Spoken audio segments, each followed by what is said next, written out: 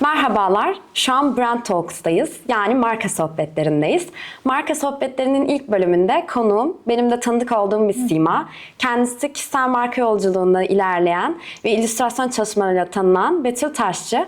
Hoş geldin. Hoş bulduk. Ben seni Merhaba. tanıyorum tabii ki ama sen yine de bize kendini ve çalışmalarını da tanıtabilir misin? Tabii ki. İsmim Betül Taşçı, edebiyat öğretmeni ve illüstratör, ressamım. Aynı zamanda artık yazarım da diyebiliyorum. Çünkü yazıp resimlediğim 2 kitabım da bu yıl çıkmış oldu.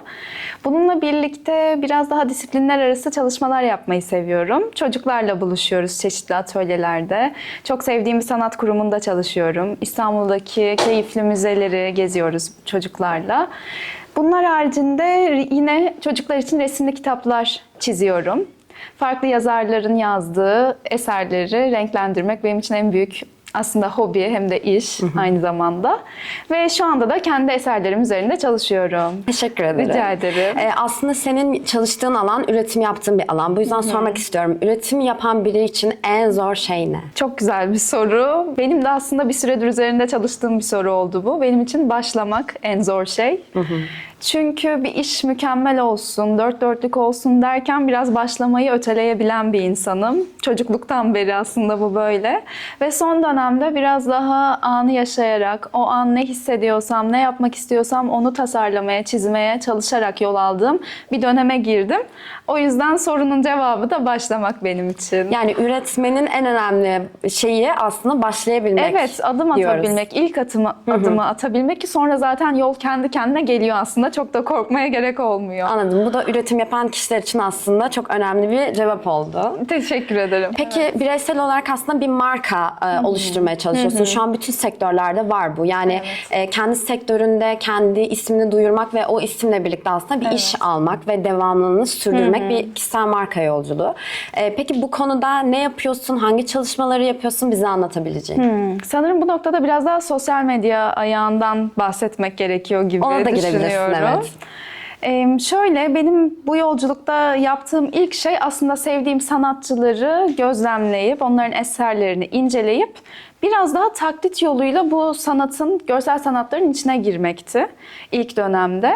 Uzun yıllar aslında beğendiğim sanatçıların eserlerini yaptım. Bunları yaparken de tabii görsel sanatlarla ilgili teknikleri öğrendim. Yağlı boya, sulu boya, guaj boya.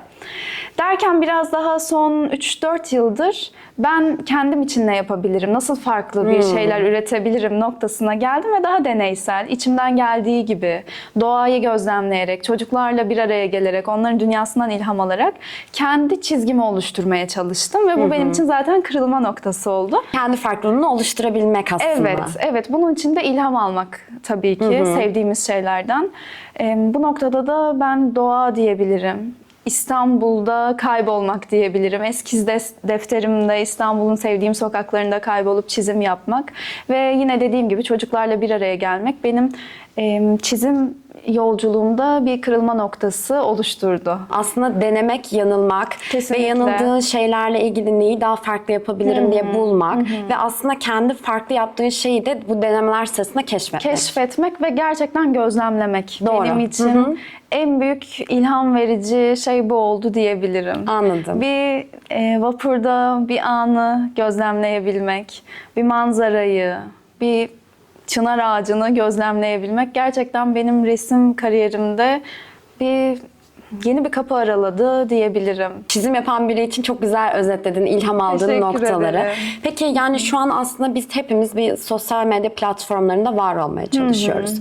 Sen de kişisel bir marka oluştururken aynı zamanda sosyal medya platformlarını çok aktif bir şekilde kullanıyorsun. Peki burada özellikle şunu yaptım ve bence şu çok işe yaradı diyebileceğin ne var? Evet, yine çok güzel bir soru. Ben son 2-3 yıldır gerçekten aktif bir şekilde sosyal medyayı kullanıyorum. Bu noktada da beni en iyi şekilde ifade eden çalışmalarımı paylaşarak bir ivme kazandım aslında sosyal medyada. İlk dönemlerde farklı teknikleri deniyordum. Yaptığım bütün çalışmaları paylaşabiliyordum sosyal medyada ve aslında bu bir karmaşa oluşturuyormuş. Doğru. O yüzden son 2-3 yıl diyebilirim ki beni en iyi temsil eden, çalışmalarımın en çok beni yansıttığını düşündüğüm kısımlarını, hepsini de değil bu arada. Gerçekten hepsini paylaşmayı bıraktım. Bazı kısımları, en beğendiğim hallerini biraz daha çekime özen göstererek, güzel hikayeleştirip paylaşabilerek bunları yol kat ettiğimi düşünüyorum aslında. Aslında seni temsil ettiğini düşündüğün şeyleri ön plana çıkararak aslında bir farklılık sağlamaya çalıştın. Evet, buna ek olarak bir de sanırım duygulardan bahsetmeyi seviyorum. Evet. Yaptığın işle ilgili çok büyük bir bağlantısı var zaten. Kesinlikle öyle. Hissetmeden hiçbir şekilde bir çizim yapamıyorsun zaten. Özellikle çocuklar için çalışırken bu böyle. Komik bir anı, hüzünlü bir anı bir çocuğa nasıl verebilirim? İşte burada duygular devreye giriyor ve paylaşım yaparken de sanırım bunlardan bahsetmeyi seviyorum. Aslında duygularla ilgili bir bağlantı kururken oradan aslında kişiler üzerinde de bir bağlantı kurmaya çalışıyorsun. Kesinlikle ve bir iletişim kuruluyor aslında. Bu anlamda bize sosyal medya bunu sağlıyor. Aslında birbirimizle iletişim halinde olmayı, duygularımızla birlikte bir bağlantı, ortak noktayı kurmamızı sağlıyor. Peki bu anlamda mesela sosyal medya sana ne sağladı ve işle ilgili nasıl bir bağlantı kurdu? Yayıncılık sektöründen bakıyorum tabii bu soruya.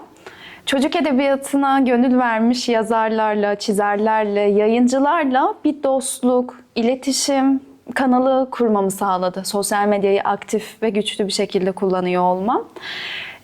Biraz daha gerçek hayatta henüz tanışmadığım kişilerle sosyal medyadan tanışıp, gerçekten iletişim kurup, başarılarımızı tebrik edip, birbirimiz için heyecanlanıp, sonra bir fuarda karşılaşmanın ve yüz yüze tanışmanın mutluluğunu çıkarıyorum son dönemlerde özellikle. Benim için alana dair önemsediğim kişilerle tanışmak için bir fırsat olduğunu düşünüyorum sosyal medyanın. Bu şekilde cevaplayabilirim sorunu. Peki bildiğim kadarıyla iş de aldın sosyal medya üzerinden. Tabii. Bu anlamda da gerçekten çok faydası oldu. Doğru hatırlattın. Sadece sosyal medya üzerinden iletişim kurduğum kişilerle iş yapma fırsatım da oldu. Gerçekten benim için büyük bir sıçrama oldu aslında sosyal medyayı aktif kullanmam. Peki sen aslında daha çok illüstrasyon da yapıyorsun. Hem kendi kitapların için hem de başka yazarların kitapları için. Ve aslında illüstrasyon biraz rekabeti olan bir alan. Evet, çok fazla yetenekli, çalışkan sanatçı var ülkemizde bu anlamda. Hem ülkemizde hem aslında yurt dışında da var. Bu da aslında çok büyük bir rekabet ortamında bir şeyler yapmayı gerektiriyor ya da getiriyor diyeyim. Peki burada mesela farklı olarak ne yapılabilir sence? Bence kişinin kendi sesini, kendi kimliğini oluşturması ön plana çıkaran özellik olabilir. Tabii ki bu da uzun bir süreç gerektiriyor. Yine çocuk edebiyatından bakacak olursam, çocuk edebiyatı eserlerini resimlemek çok basit bir şekilde ama güçlü bir şekilde anlatabilmeyi getiriyor. Bir çocuk gözüyle bakabilmeyi gerektiriyor. Bu daha önce sorduğun sorulara götürüyor beni. Yine gözlem diyebilirim.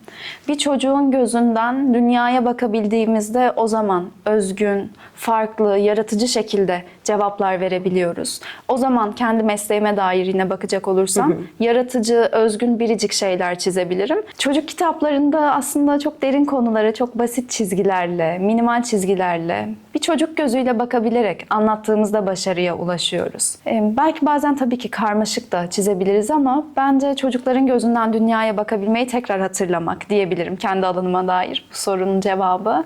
Benim için bu şekilde sanırım. Kişisel bir marka olma çalışması aslında bu senin yaptığın şey. Yani bir konuştuğumuz, üzerine konuştuğumuz şey de bu. Farklılığımızı göstermek, bireysel bir şey oluşturmak aslında.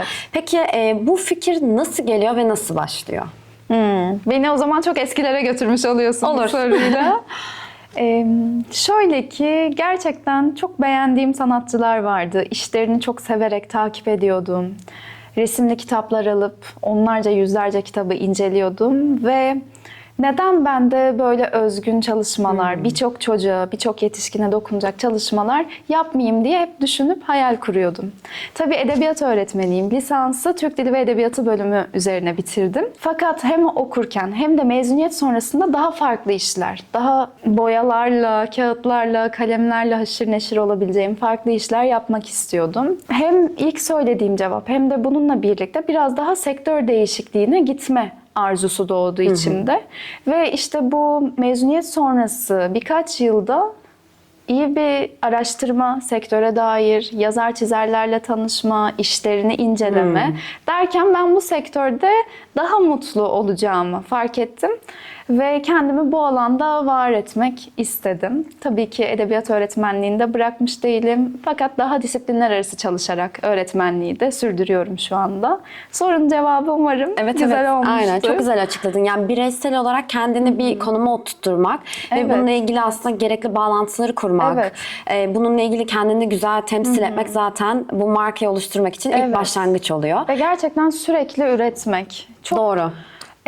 Çok beğenmediğim çalışmalarım da oldu. Çok fazla çöpe attığım, yırttığım çalışmalarım da oldu. Ama bunların hepsi şu an şu noktada beni temsil eden çalışmalara götürdü beni. O yüzden bence aralıksız üretmek de eklenebilir. Peki üretimden bahsetmişken senin de ürettiğin, çıkardığın, yayınladığın güzel kitapların ve çizimlerin var. Evet, teşekkür Bunlarla ederim. ilgili birazcık bahsedersen çok sevinirim. Tabii. Benim şu anda yazıp resimlediğim 2 kitabım bulunuyor. Bunlar haricinde de toplam resimlediğim 10 kitabım var. Çok güzel. Çok teşekkür ederim. Biri karma bir projeydi. Birçok hikaye bir arada. Ben de bir hikayeyi resimledim. Şu anda 11. resimleyeceğim kitabım da yolda. Güzel hayalini kurduğum bir yayın evinden çıkacak. Tebrik ederim. Teşekkür ederim. Her şey kesinleştikten sonra bunu da paylaşmak için sabırsızlanıyorum. Daha güzel işler olsun, daha da artsın, devam etsin dileyim. Teşekkür Peki, ederim. şimdi sen çizim yapıyorsun ve çizim aslında bireysel bir kitle yakalamak isteyen, onu gerektiren bir alan. Çizim yapan kişilere bu noktada farklı ne yapabilirler? Nasıl sağlayabilirler? Kendi kişisel markalarını veya isimlerini nasıl duyurabilirler? Bununla ilgili ne tavsiye edersin? Güzel. Şöyle bana da aslında daha bu yola ilk çıktığımda söylenen şeylerden biri aklıma geldi. Soruyu duyduğumda. Yüzlerce çizim arasında benim çizimim, bu Betül Taşlı'nın çizimi dendiğinde başarıya ulaşmışsın demek olur denmişti Anladım. bana ve bu kulağıma çok küpe olmuştu ilk yola çıktığımda. Ve yavaş yavaş ben artık bunu duymaya başlıyorum. Birkaç kitap arasından benimki göründüğünde bu sizin çiziminiz değil mi diye soruluyor. İşte burada biraz daha karakteristik bir çizgi oturtmak. Farklı farklı şeyleri de deniyoruz, tamam.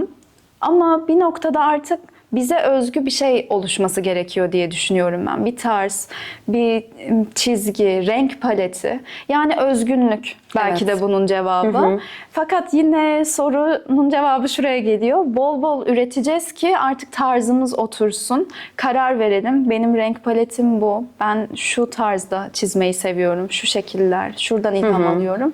Ve biri gördüğünde evet bu sanatçının eseri olmalı diyebilsin. Anladım. O zaman özetlemek gerekirse sana ilham olan 3 şeyi söyler misin bana? Doğa en başta. İstanbul'da diyeceğim. Tamam.